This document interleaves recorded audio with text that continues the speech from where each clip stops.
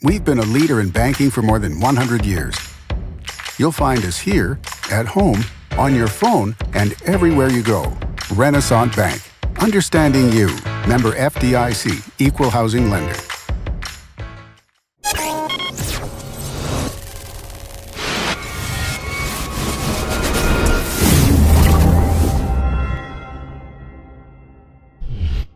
Sponsored by Renaissance Bank. Good morning and welcome to Daily Journal Newsbreak, sponsored by Renaissance Bank. Today's Thursday, August 2nd, and I'm your host, Elizabeth Walters. We're going to take a look at today's top news and sports stories across Northeast Mississippi, but first, a look at your weather forecast. Today we'll have partly cloudy skies with a high of 90 and a low of 67. On Friday, we'll have sunny skies with a high of 92 and a low of 70. And looking ahead to your weekend, on Saturday we'll have partly cloudy with a high of 90 and a low of 72.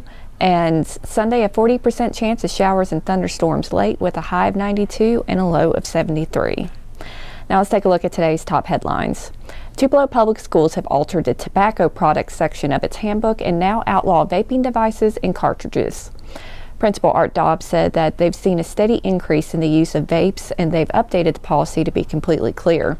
The CDC says that vapes are now the most commonly used form of tobacco by youth.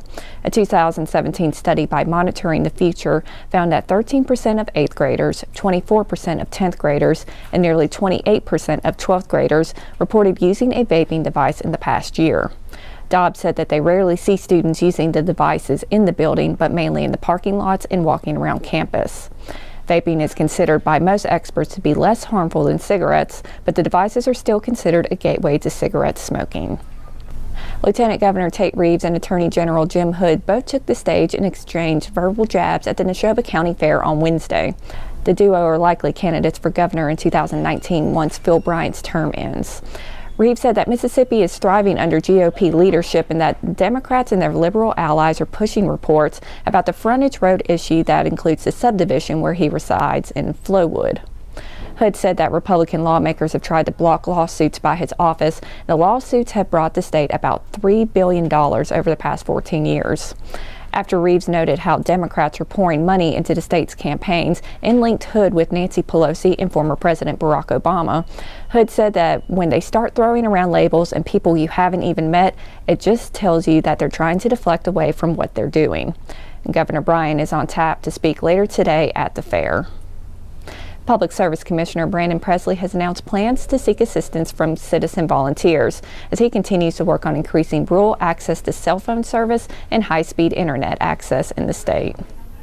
The Volunteer Task Force will convene in communities across Northeast Mississippi and help gather information on the availability of local cell phone and internet access while collaborating on efforts to find solutions in areas that lack such services. So far, over 250 residents have already volunteered to serve on these local task forces, and throughout the next month, the meetings are scheduled in Alcorn, Lafayette, Lee, Itawamba, Pontotoc, Prentiss, Tishomingo, and Union counties. And in sports, the 2018 volleyball season starts this weekend with several local teams in action. Tupelo will open play at Lake Cormorant on Saturday, and also on the days the annual Pontotoc Volleyball Classic, which will feature 12 matches.